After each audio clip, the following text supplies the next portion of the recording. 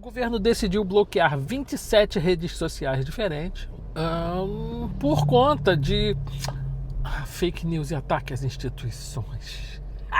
O papo é sempre a mesma idiotice, cara. Eu não consigo, sabe? É difícil. E aí, cidadãos e cidadãs da Chinazuela do Sul Ocidental, como é que vocês estão? Vocês estão bom? Eu também tô meio bom. Vamos ao assunto que nos interessa no dia de hoje. Se você acabou de chegar de Próxima Centauri B e não viu as notícias internacionais, talvez você não tenha entendido o que aconteceu lá no Nepal. Lá ele. O governo do Nepal, governo comunista, conseguiu fazer o que todo governo comunista faz.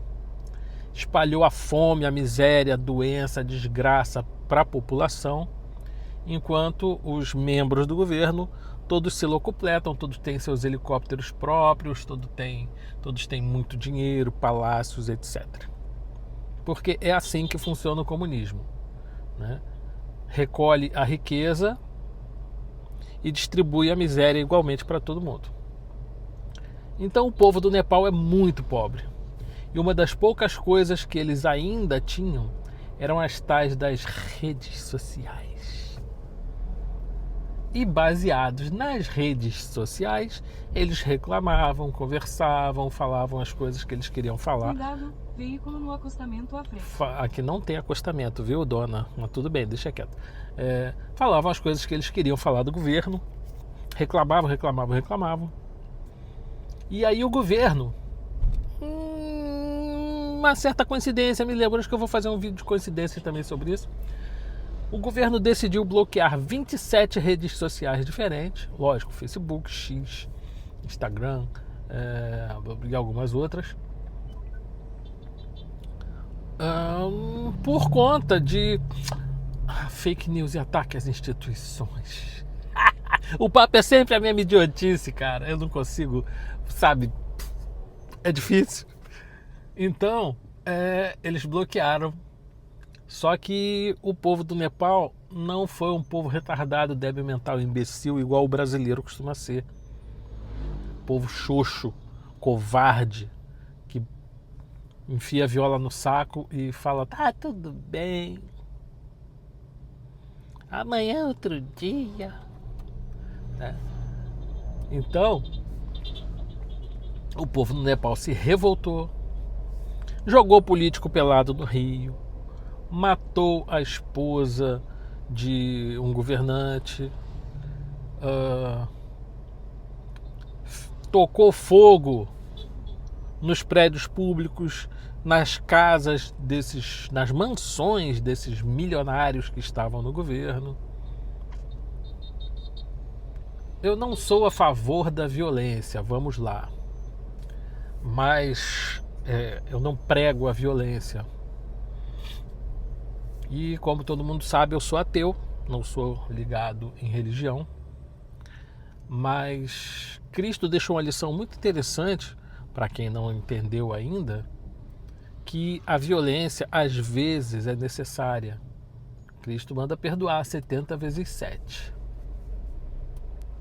Mas na hora de expulsar os comerciantes do templo, os vendilhões, como se dizia antigamente, acho que é como está na Bíblia, ele puxou o chicote e sentou o cacete em todo mundo.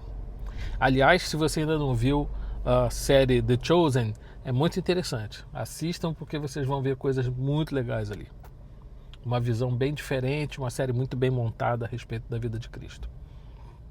The Chosen mostra isso legal. Cristo pega o seu chicote e descabela o pessoal, bota todo mundo para correr, pinta os canecos. Então é interessante que vocês saibam que a violência às vezes é uma forma de expressão e às vezes é uma necessidade. O principal bem que nós temos é a nossa própria vida. Então, se alguém ameaça a sua vida em uma injusta agressão, você tem o direito de se defender de forma a cessar essa injusta agressão. Isso faz parte da nossa legislação, está na nossa Constituição. Chama-se legítima defesa. Só que os governos comunistas não aceitam que você exerça a sua legítima defesa, porque quando você o faz, você está indo contra o ganha-pão principal desses governos, que são os bandidos, o narcotráfico. A maioria dos bandidos rouba para bancar o narcotráfico.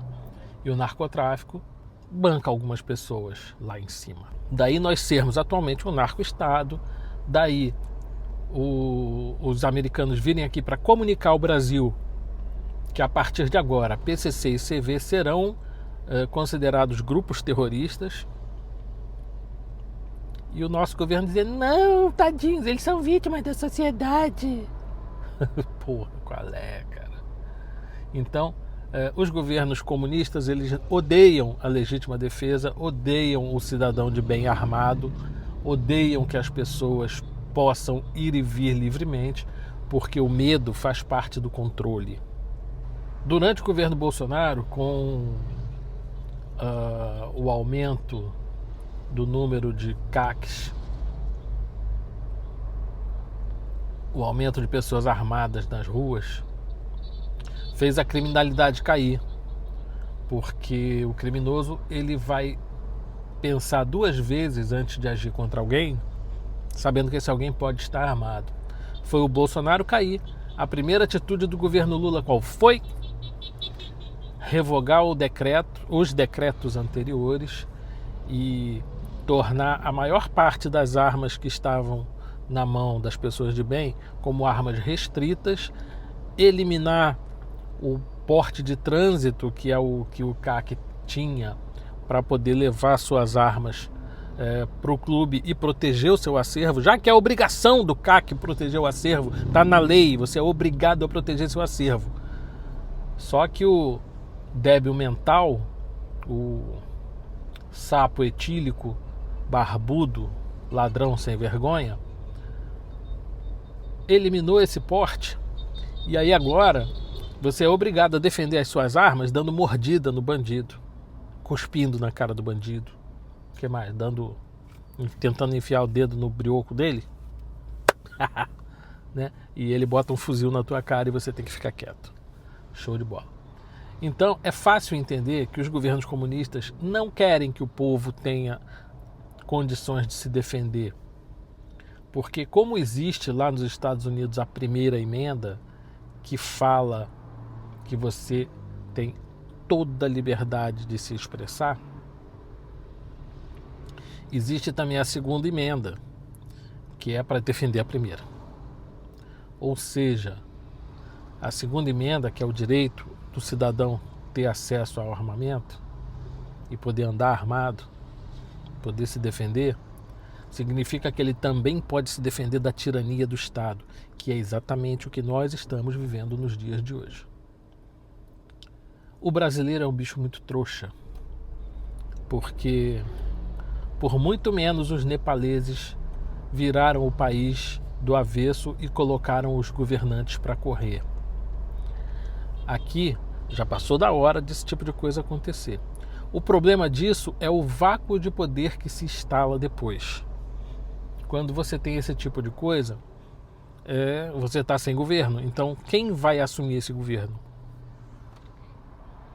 Aqui no Brasil, a gente sabe que vários golpes já foram dados, várias vezes a Constituição foi modificada. O primeiro golpe começou lá em 1889, né? Foi o primeiro golpe de Estado do Brasil, quando se golpeou o Império para criar uma república.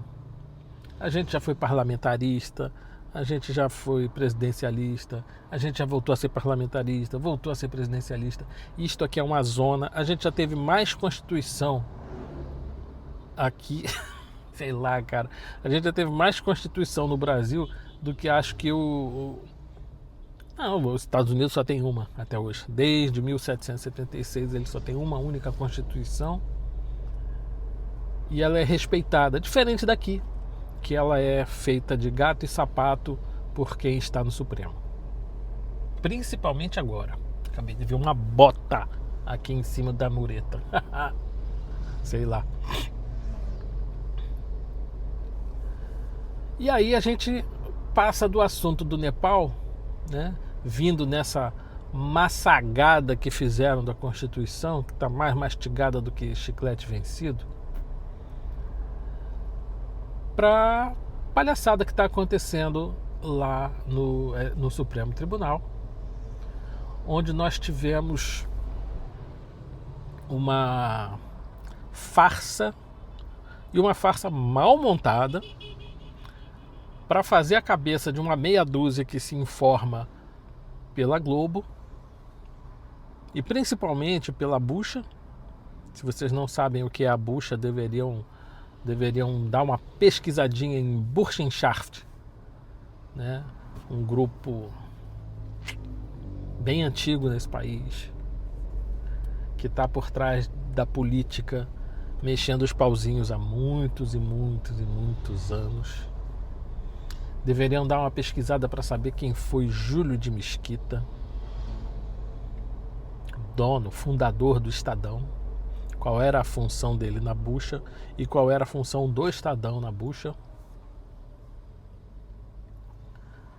para vocês entenderem o que acontece nesse país. Se você não sabe isso, você não tem a menor noção da verdadeira história do Brasil, que é o que está por trás dos panos, entendeu? Que a história se desenvolve à frente dos panos e atrás dos panos. E atrás dos panos tem muita coisa estranha acontecendo. É muito engraçado, né, cara? Trânsito é um negócio de doido. Tem um acidente aqui na linha vermelha, bem à frente de onde eu tô. E obviamente a linha vermelha foi recapeada há pouco tempo, eles ainda não pintaram as faixas no chão. E você vê que cabem facilmente 4 carros lado a lado aqui com tranquilidade. Mas são 3 faixas largas para dar um pouco mais de segurança. E, como sempre, os motoqueiros não respeitam a regra de trânsito e andam... Motoqueiros? Não. Vou explicar isso para vocês porque muita gente não sabe. Existem 2 classes nesse planeta. São os mortoqueiros e os motociclistas. Os motociclistas são aqueles que seguem as regras de trânsito. Os mortoqueiros são os outros, que uma hora ou outra vão estar dentro de um pronto-socorro nesta situação de mortoqueiro. Pois bem, então aqui atrás de mim tinha um mortoqueiro vindo da minha... Eu estou na pista do meio, né? O cara estava à minha direita e passou atrás de mim para minha esquerda. Só que quando ele entrou, tinham algumas motos vindo a uns 40, 50 metros atrás. Cara, o cara com uma moto de porte, ele entrou e foi embora. E os caras não, eram mocinhas. As mocinhas que vinham atrás da outra pista, 40 metros atrás, já tacaram o dedo na buzina. Pi, pi, pi, pi, pi, pi. É muito engraçado. O cara ainda fez sinal como que diz assim: porra, qual é? Nem querendo vocês vão me alcançar, mas tá. Fazer o quê? Agora passou em pé na moto aqui, ó. Ah, meu Deus do céu. Tenho medo desse povo. Eu tenho até certas dúvidas se por acaso um certo ministro que tem aí também não faz parte da Bucha. Porque afinal de contas ele é da USP, que é a casa da Bucha, foi onde a Bucha nasceu. Muita coisa que a gente vê acontecendo nesse país acontece dentro das casas da Bucha.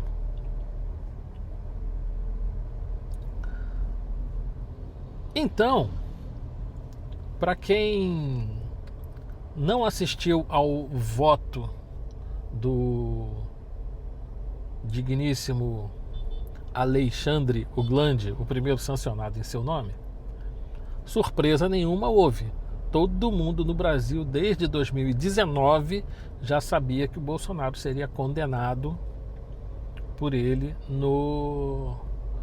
em qualquer coisa, que nem que fosse que roubou na porrinha, entendeu? Ele tinha que achar alguma coisa para condenar o Bolsonaro e tentar conseguir uma prisão, para tentar criar um exemplo, tentar criar uma forma de travar, digamos assim, a democracia desse país, ou qualquer pessoa que queira lutar pela democracia.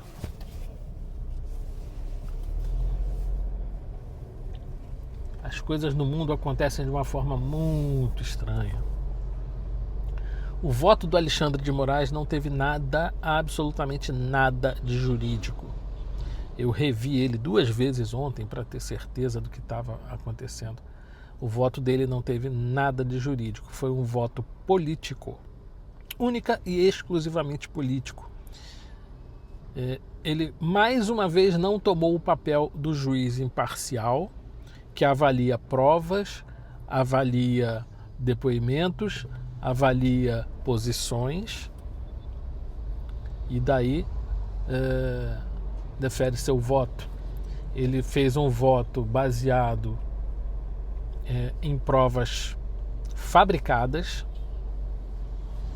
e está na imprensa que elas foram fabricadas, com provas de que elas foram fabricadas, dentro de um inquérito que foi criado de ofício no STF, dentro do desdobramento de um inquérito de ofício do STF, que é inconstitucional, não poderia acontecer.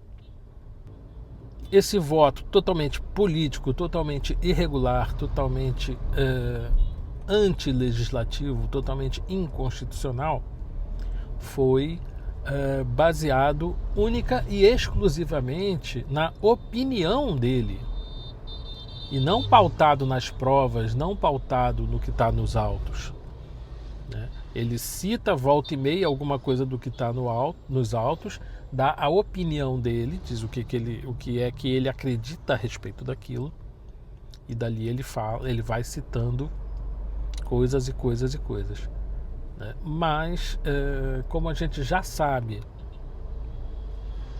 que tudo relacionado a esse voto foi fabricado, né, foi feito irregularmente, né, são fraudes.